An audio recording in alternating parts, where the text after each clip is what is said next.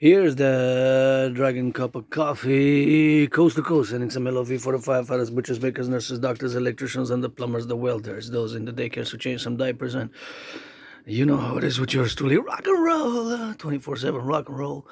24/7 sports and fitness. Dancing is my favorite sport, and 24/7 geopolitics, and of course the economy. Finance is part of geopolitics. As what does rent control have to do with geopolitics? Well, if you have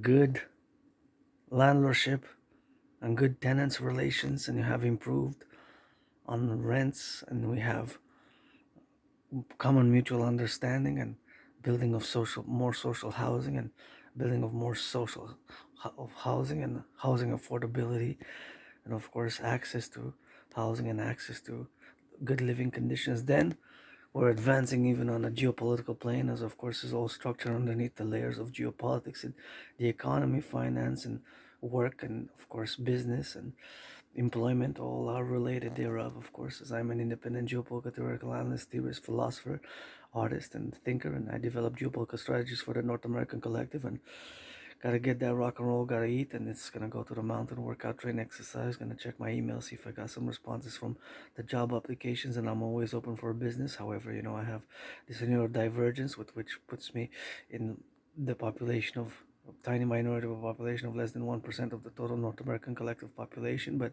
however, our unemployment is very high. It stands at 80%, more than 80%. Aspies, people with Asperger's, also known as HFA, are unfortunately unemployed. So that's something we got to work on. And I had many, many, many jobs, especially during COVID. It's just keeping the jobs for long term is more problematic for us.